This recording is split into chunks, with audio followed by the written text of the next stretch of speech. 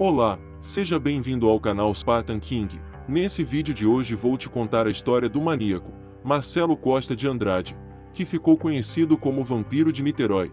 Então se inscreva no canal e deixe o like.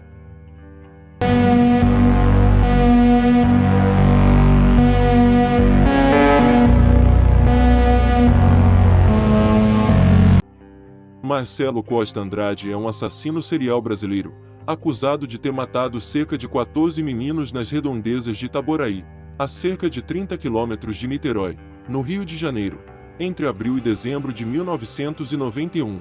Ele está preso e cumpre pena desde 1993 em manicomios judiciários. Ele confessou 13 dos 14 homicídios atribuídos a ele, 8 dos quais foram confirmados pela polícia. Mas, como ele se tornou esse assassino, a infância de Marcelo sempre foi conturbada. Como toda infância de um psicopata, esses caras nunca tiveram um lar decente. Marcelo viveu parte da sua juventude na Rocinha, favela do Rio de Janeiro. Então ele sempre esteve familiarizado com as drogas e a violência. Quando falo que esteve familiarizado não era só por causa que vivia na Rocinha, era porque vivia num lar que era uma bagunça e sua mãe, que era uma empregada doméstica, apanhava todo dia do marido pai de Marcelo Costa. Então ele acabou sendo mandado, por um tempo, para viver com os avós, no Ceará. Lá não foi diferente, onde ele mesmo disse que apanhava todo dia e era espancado. Tempos depois foi mandado de volta para a casa dos seus pais no Rio de Janeiro, só que eles não viviam mais juntos, já tinham se separado e para o Marcelo ficou pior, onde constantemente era vítima de maus-tratos dos novos companheiros dos pais que tinham se separados. Ele também apanhava constantemente, só que agora em casas diferentes. Ele já via sua mãe apanhar constantemente do seu pai e sofria na mão do mesmo. Foi para casa avós aonde continuava sofrendo. Isso só vai o deixando pior e sua mente vai piorando. Nenhuma criança merece passar por isso. Não estou dizendo que ele é um coitadinho, mas, até você sabe que é errado tratar uma criança assim. Então, foi nesse período que ele foi abusado sexualmente por um homem mais velho. Você está vendo como se cria um monstro. E isso já é quase inevitável. Ele já, na adolescência, foi internado em um colégio para meninos, mas ele não era tão inteligente e não tinha bom desempenho nas aulas. Lá era hostilizado pelos colegas e chamado de retardado. Aos 14 anos, foi mandado embora do internato, pois a instituição só acolhia jovens de 6 a 14 anos. Assim que saiu do internato, passou a se prostituir. Segundo Marcelo, sempre era ativo no ato durante seus programas, mas certa vez um homem mais velho teria obrigado a ser passivo no ato e o forçou. Então ele se sentiu muito ruim, o que o perturbou muito. Nessa época ele ficou tão ruim e depressivo que tentou cometer suicídio. Tempos depois foi enviado para a Fundação Casa. Mas meses depois fugiu e voltou a se prostituir. Quando ele tinha 16 anos de idade, foi morar com um homem, o porteiro Antônio Batista Freire, que começou a sustentá-lo e o apresentou à Igreja Universal do Reino de Deus. Mesmo com o sustento do companheiro, Marcelo continuava a se prostituir, até que se separou e voltou para a casa da família. A partir daí, largou a prostituição e começou a trabalhar formalmente, ajudando a família nas contas e nos afazeres domésticos. Marcelo frequentava os cultos há cerca de 10 anos na época, além de assistir às celebrações pela TV diariamente. Quando não estava lendo as pregações do bispo Edir Macedo, estava lendo revistas pornográficas. Gostava de ouvir músicas da Xuxa e de outros ídolos infantis da época. A mãe de Marcelo conta que ele tinha o estranho hábito de ficar ouvindo uma fita gravada de quando o irmão mais novo estava chorando. Segundo ele, foi num desses cultos que ouviu que quando as crianças morrem, elas vão para o céu.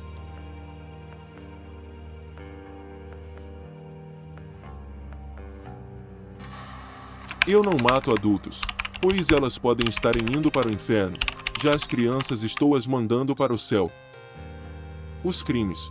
No dia 16 de dezembro de 1991, Altair Medeiros de Abreu, de 10 anos, teria saído com seu irmão, Ivan Medeiros de Abreu, até a casa de um vizinho, que lhe havia prometido oferecer um almoço. Na época o pré-adolescente morava numa zona de pobreza do bairro Santa Isabel, em São Gonçalo, município vizinho de Niterói. Os dois eram filhos de Zélia de Abreu, empregada doméstica que possuía mais 5 filhos, quando os dois garotos passavam pela estação central de Niterói, foram abordados por Marcelo, que, segundo Altair, teria lhe oferecido cerca de 4.000 cruzeiros para que os dois o ajudassem a realizar um ritual religioso católico. Os três pegaram um ônibus e foram parar numa praia deserta, nos arredores do viaduto do Barreto. Nesse momento, Marcelo tentou beijar Ivan, o garoto mais novo, que fugiu assustado, mas sendo capturado em seguida e derrubado no chão. Atordoado, Altair viu seu irmão ser abusado sexualmente por Marcelo, que, após o ato, o enforcou, avisando Altair que seu irmão estava dormindo. Assustado, Altair passou a fazer tudo o que Marcelo queria, sendo depois levado pelo assassino até um posto de gasolina onde se limpou sob os olhos atentos de Marcelo. Os dois dormiram em um matagal e na manhã seguinte partiram para o Rio de Janeiro. Segundo consta, durante o trajeto, Marcelo teria se oferecido para morar com Altair, que teria concordado imediatamente. Nos depoimentos após o crime, Marcelo disse que teve piedade do garoto, pois ele teria sido bonzinho, e prometido ficar com ele. Na época, Marcelo trabalhava como distribuidor de panfletos e teria que aparecer no trabalho para buscar seus papéis. Assim que se distraiu, Altair aproveitou e fugiu do assassino. Quando chegou em casa, através de uma carona, Altair não revelou que seu irmão havia sido morto. Ele só revelou o crime para uma das irmãs mais velhas dias depois. Marcelo não teria tentado procurar Altair nem tentado esconder o corpo, mas teria voltado ao local do crime dias depois para modificar a posição do corpo. Segundo consta, as mãos do garoto estavam dentro dos shots, o que afastou a tese inicial de afogamento, sendo constatado o abuso sexual no IML. Quando o corpo foi identificado pela mãe de Ivan, Altair levou os policiais até o trabalho de Marcelo, que confessou o crime imediatamente, não demonstrando surpresa. Na delegacia, Marcelo confirmou ser o autor de mais 12 assassinatos. Ele revelou um dos seus primeiros crimes. Segundo ele, em junho do ano de 1991, ele havia acabado de descer de um ônibus quando viu o garoto Odair José Muniz dos Santos, de 11 anos, pedindo esmolas na rua para poder comer. Marcelo então usou esse motivo e o convenceu a ir até a casa de uma tia para pegar cerca de 3.000 cruzeiros que seriam dados ao garoto. Imagina o garoto alegre, com a notícia. No entanto, Marcelo levou Odair até um campo de futebol e lá tentou abusar do menino e não conseguiu. Como não conseguiu, o enforcou. Não reparei se ele estava vivo ou morto quando fiz o ato com ele. Não consegui me satisfazer. Apertei sua garganta mais uma vez para garantir que a alma dele fosse para o céu. Logo após o crime, Marcelo foi para casa jantar e voltou mais tarde.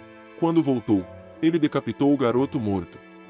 Marcelo afirmou que fez isso com o garoto para se vingar do que faziam com ele durante a época que viveu no internato. Seu primeiro crime ocorreu em abril de 1991. Ele estava voltando do trabalho quando viu um garoto vendendo doces na avenida. Inventou a mesma história do dinheiro e do ritual religioso e o levou para um matagal.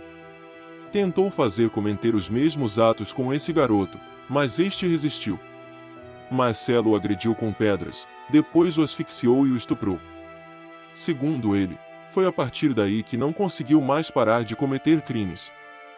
Agora vamos falar do seu crime que o fez ser chamado de o Vampiro de Niterói. Ele conta que no seu segundo crime, matou Anderson Gomes Goulart, um garoto de 11 anos. Ele estraçalhou sua cabeça do garoto, bebeu o seu sangue enquanto cometia atos com o garoto morto e depois quebrou seu pescoço. Marcelo cumpre pena em manicomios judiciários desde 1993 e confessou 13 dos 14 homicídios atribuídos a ele, 8 dos quais foram confirmados pela polícia. Em 2017 cumpria pena no Hospital de Custódia e Tratamento Psiquiátrico Henrique Roxo. Em outubro de 2017, quando já cumpria 24 anos de pena, a defesa de Marcelo tentou conseguir sua soltura. A promotora do caso, Daniele de Souza Caputica Lache de Paiva, disse: o pedido é para uma saída temporária, uma situação intermediária entre internação e liberdade. Mas ele não tem condições de sair do hospital psiquiátrico. Ele fala com orgulho dos delitos que praticou, não tem consciência de que o que fez é errado. Além disso, A equipe que cuida de sua internação nunca indicou que ele pudesse sair do hospital.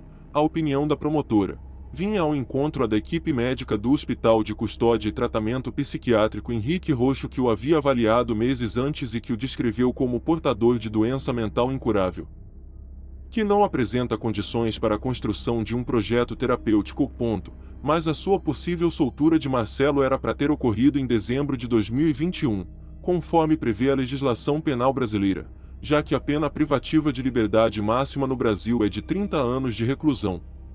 Não está claro por que ele não foi colocado em liberdade. Provavelmente os psiquiatras que o trataram sugeriram que ele ficasse mais tempo na prisão, pois um dos médicos que o atendeu afirmou que, em hipótese alguma, ele deveria ser solto, pois não mostra nenhum sinal de arrependimento pelos crimes que cometeu, frequentemente se gabando deles. Mas mesmo com tudo isso, ainda assim, ele poderá ser solto agora em 2023.